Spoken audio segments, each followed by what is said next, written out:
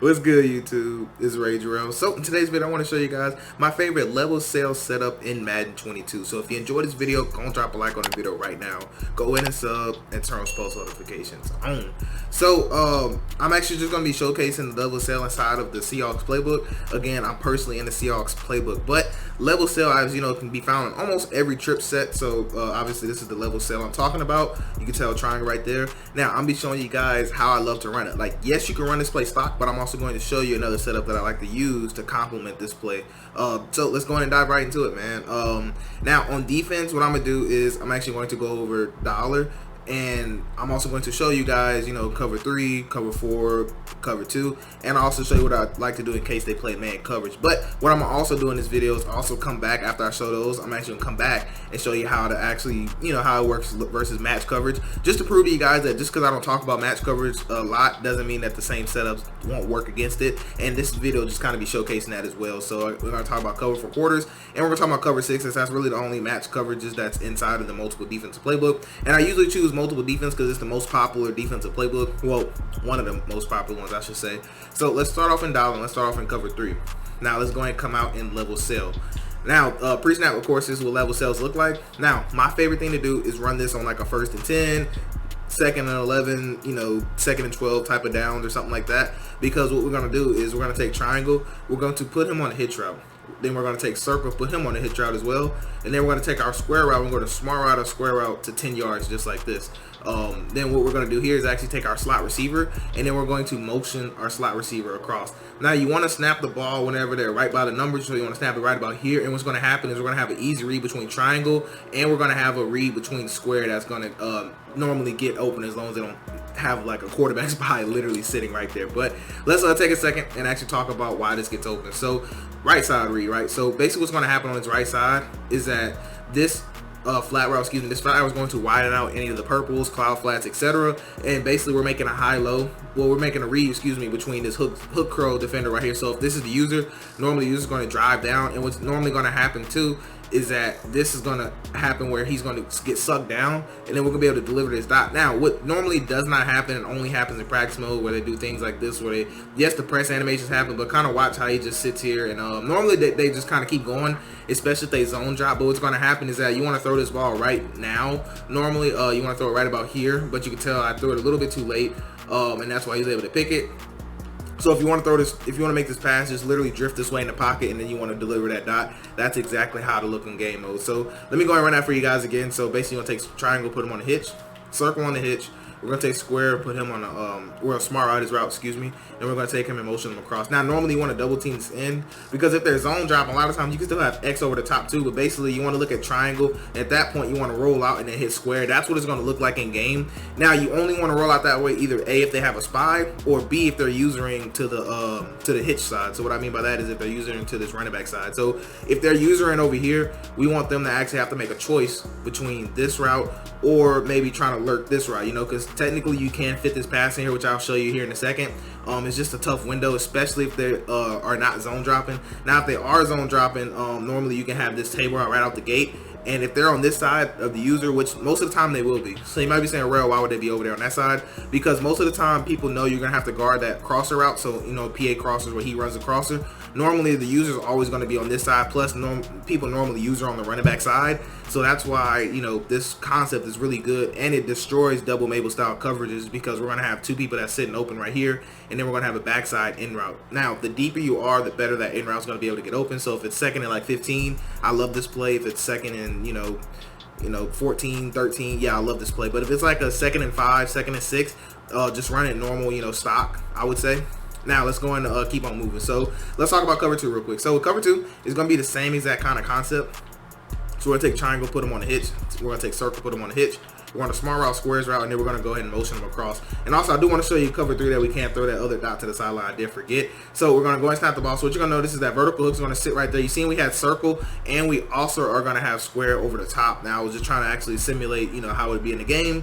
But realistically, more than likely, you'll be able to stand in the pocket and deliver a dot. But essentially what's going to happen is when we snap this ball on the numbers, the vertical hook is going to sit right here, and the mid read is actually going to do nothing, right? And then what's going to happen too is that table route. So if you wanted to run this to the short side of the field, you could, but you always want to have your trips to the wide side. So if you just happen to be on the short side where the table route's on the wide side, then table route's a great option. But if not, then just kind of, and you can't throw this ball late too. So when he settles up, you could throw that technically. But essentially what's going to happen is most of the time either they're going to leave the mid read alone, or they're going to put him in the middle third, which if they don't put him in the middle third, you can actually bomb cover 2, which you guys already know out of this formation. So if they have a mid read out there for whatever reason and they're using this vertical hook, what's going to happen is that they're going to give up this dot all day long, right? And now same concept, if they're on this vertical hook, then guess what? They have to make a decision right now. You see, it's a 2-on-1. They have to make a decision. No matter what they decide, you'll have an open dot as long as you have time in the pocket, So that's why I said that this play is really, really good. Now, sometimes you actually can have this throw on the sideline, sometimes, because that cornerback will drop if they're non-zone drop, but it's kind of a hard throw to make, and I'd only do that if I'm on the short side of the field. So basically what I'm saying is if I have my trips over here, then that's the only time I would actually look to complete that. But if I have my trips to the wide side, which you should, then that's really not going to be a throw that you want to make. Now, real quick, I do want to show you that cover 3 dot that I was telling you about, because we can complete that against cover 3. So let me go and set up the play right here. We're going to take that guy in motion. Now I'm going to double team that end just so I can get outside the pocket. And I just want to show you that most of the times you are going to be able to have X. You just want to wait, and then you will be able to throw it right there. Now, of course, Jaire Alexander's going to be breaking on it, but it all depends on who you have right there. But I'm just telling you that sometimes it definitely can be possible, a possible read you can make. So moving on, let's talk about cover 4 drop. So a cover 4 drop is going to be literally the same exact thing. So I'm going to go ahead and set it up right here. We're going to take square, smart route, and then we're going to take a triangle, our slot receiver, and we're going to go ahead and motion them over. So it's going to be just a simple read. You're basically seeing where the user is, and triangle, like I said, is going to get open, and also square, of course, is going to be open. So there's just going to be no way they can guard both of those, because they're going to have to user somebody. And if they're user and a safety, a lot of times you can still run PA crossers and actually give them a lot of trouble running that. So this concept is good for people who like to use hook zones. This is where I love it. Or if they want to play 3-3-5 wide and user the hook zone and play like that cover 3, Mike Blitz 3 or whatever. This defense, well, this offensive play will target that beautifully, because you can tell right here we have this dot open to where they have to user this, or they're gonna have to come and user this. So if the user's on this side, obviously it's still that 2-on-1 we was talking about. You just can't get baited, that's all. Or if the user's on this side, obviously, then what? We would just throw this right off the break. So they're gonna have to do a lot to even account for that. Now, next coverage I want to talk about is man coverage. This is where it gets a little different at, because hitch routes are not good versus man. I won't tell you to put him on a hitch route. My favorite thing to do is take circle, put him on a slant, and I want to take square and put him on a slant, and I want to go ahead and motion him across. Now I know this seems like a really simple setup, and also you can take X, put him on a streak if you want, but I know this seems simple setup, but this is going to cause a lot of confusion for man coverage, because what's going to happen is, as we get another under pressure and accurate, what's going to happen is that it's going to force your opponent to have to play man with double purples, and if they play man with double purples, you can run PA crosses and just really dominate that kind of defense. But if they're playing this aggressive man style, this is perfect, because what's going to happen is this motion over slant, when you motion them over, it's actually going to make this cornerback actually guard your receiver, which means that you actually have a better matchup with your tight end. Normally it's like a linebacker slash slot corner, and sometimes you actually can win on this. And I'm not going to say you can win every time, because obviously he got bagged, but sometimes you can win on that corner route. Now this motion over slant, of course, is going to kill this type of coverage, because if they're pressing, then this player will never get pressed. He will never ever get pressed. And so that's why I really like to do this when they're playing press actual man coverage. And so the user, he's going to have to what? He's going to say, okay, which slant do I want to take? And then when they try to take one, normally what they're going to do is maybe run with this one, and then normally they'll try to lurk here. So normally this backside slant is normally always going to be money, pretty much always. And now as you can tell, we pretty much have a 3-or read. He can't, if he tries to run with him, we'll throw this. If he stays in the middle, then we'll just make a read him or him. So that's why I said that this route concept is just really good. It's going to give man coverage a lot of trouble. Now, that last thing I want to talk about in today's video is going to be match coverage, because you might be wondering, like, well, okay, how does it look versus match? And I know, like I said, I don't do match that often, because a lot of times the same setup that I give you guys versus zone and man coverage will work against match coverage. So let's go back to level cell. Now you can see right here I am in cover 4 quarters. So we're gonna take triangle, put them on a hitch, circle on the hitch, the same exact setup. That's why I do these same setup for you guys, because I want you guys to be able to make dots no matter what. Now, don't mind personnel. It's not too important just because of what's happening. So hopefully I can buy a little time here. And I was trying to throw the ball, but I do want to hop into replay really quick and just show you, you know, realistically what you should expect when you run this versus like match coverage. So most people when they run match, they're going to be using the 3-rec, which in this case, this is your 3-rec right here, and this is actually the quarter flat. So the quarter flat's responsibility is going to be the table route, right? Every single time. Now, this corner route is deep enough to actually pull this inside quarter and this inside quarter. So that's why they almost kind of double covers that. So anytime you have 2-on-1 matchup, there's going to be somebody open somewhere, right? So now let's take a look what happens here. So the quarter flat, he's going to always stay on this hitch. Why? Because there's nothing out here threatening him. And he's going to man match onto our #1 receiver, right? So he's actually not going to do anything because his, you know, nobody threatens him. His #2 is nowhere to be found. So he's going to play like an actual quarter. So that's why he's going to keep getting back. Now, I said all that just to tell you guys, remember, this is the user, right? This is his user, the 3-rec. He has to guard this. If he does not guard this, then we'll throw that right out the break, you see? So if he does not guard that, we'll throw that out the break. And what happens now is that what? He has to make a choice because in routes beat, I can't talk. In routes beat man coverage, right? So this route is almost always going to be open, especially if you have your best receiver right here, which he should be because your outside receiver is running that little glitchy post route.